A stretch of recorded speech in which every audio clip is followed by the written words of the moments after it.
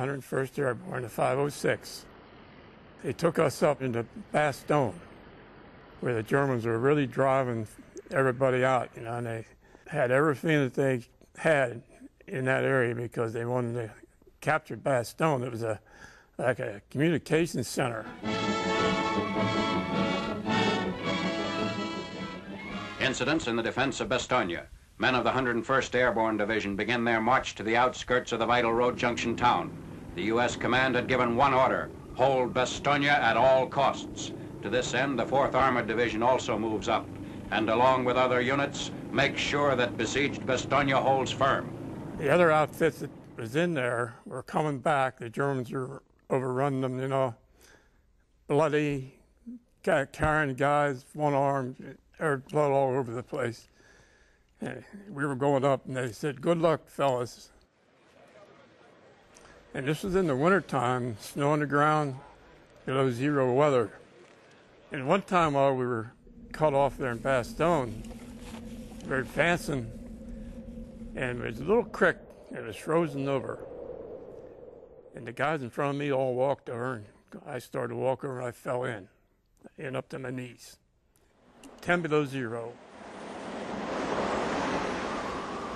The longer I sat there, we couldn't build a fire or anything. My feet started to get numb. There was ice, you know.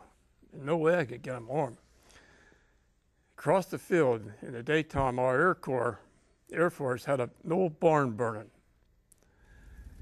That's probably twice the length of a football field. I kept looking at that fire over there, and my feet started to get blue, numb.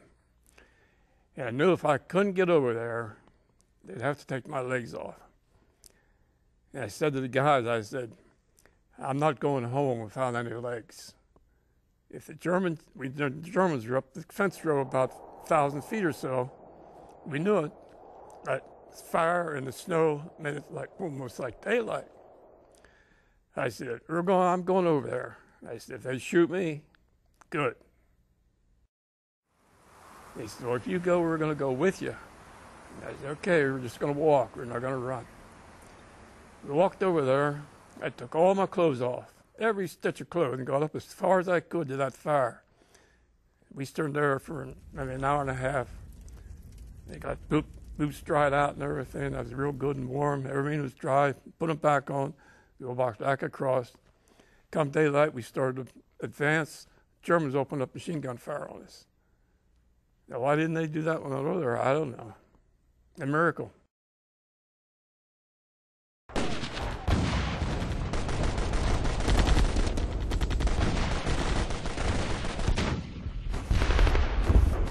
Fight a couple of days, then they take us back, a little piece to rest, and then they take us back up.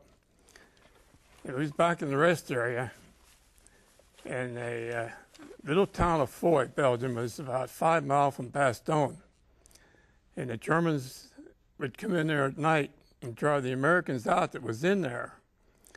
In the daytime, the Americans would go in and drive them back. They kept that up for 3 days. Neither one could hold the town. There was a tank come in every night and drive the Americans out. And then they called for bazookas because that's the heaviest artillery we had.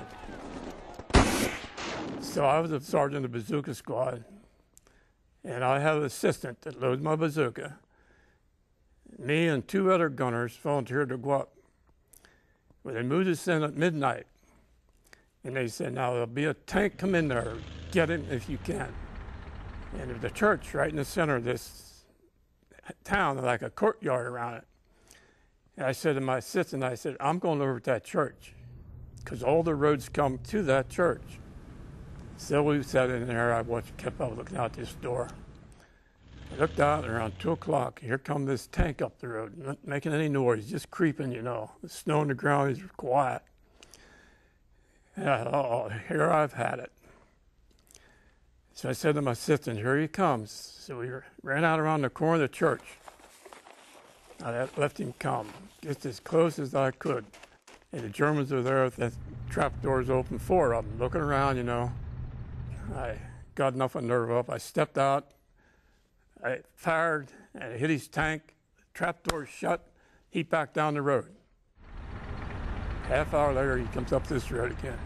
Trap door shut. The turret going right toward that church. And I knew he had it. I knew I had it. I said, I'll never see the United States again.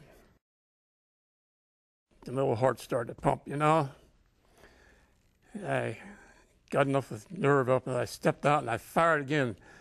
When I fired, he fired, and he hit the corner of the church about a foot above me, knocked me back.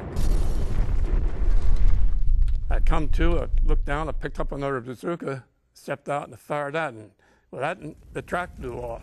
But after my second shot, there was no movement in that tank. Now, I don't know if my shell went down the gun barrel or I hit that little strip where the turret turns, but I got the tank. So I went back, and while I was going back, an officer from some other outfit come out of the house that was back there. He said, "Where do you think you're going?" Well, that sort of peed me off a little bit. I was only 21 years old, you know. And I used words I shouldn't have used to an officer. You don't get away with that, you know. And he said, "What's your name, rank, and serial number?" And I told him right off, 337-64714, Paul R. Lehman, 506. So I'm back to my outfit. And the guys that come up there with me, they're already back there, had me reported dead. They said, "The Germans have him. He's done." And I said to my buddies, I said, "You know, I have a feeling I'm going to get court-martialed," the way I talked to that captain. And that's when they turned me in for the Bronze Star.